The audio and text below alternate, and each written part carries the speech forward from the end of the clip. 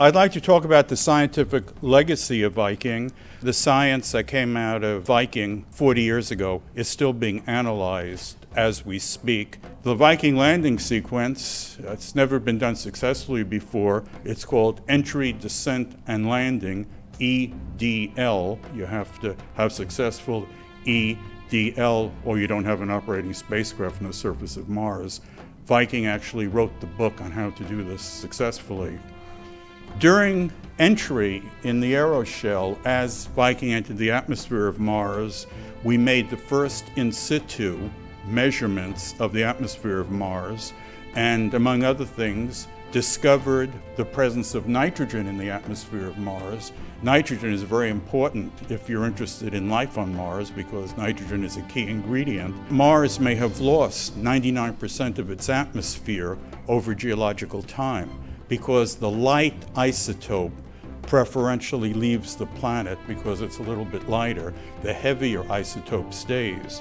And so Viking gave us the first real indication that Mars lost the bulk of its atmosphere, and that also explains why there's no surface water on Mars today. It cannot exist in such a thin atmosphere, and Viking measurements gave the indication. Viking is the only mission to Mars to ever have experiments to search for active life on Mars.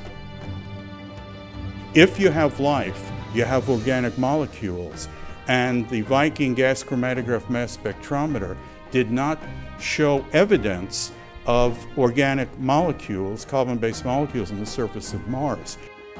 Viking provided a new picture of planet Mars, and Viking provided us data that to this day, 40 years later, we are still analyzing. The Viking orbiters obtained 52,000 images of the surface of Mars. The Viking landers obtained 4,500. This is the first photograph, and if you look at the left side of the photograph, this photograph was generated as strips. And you can see some dark streak in the left. And what that streak is dust. When Viking landed, it caused the dust to rise, and a few minutes later, that dust fell back. And that's what we're seeing.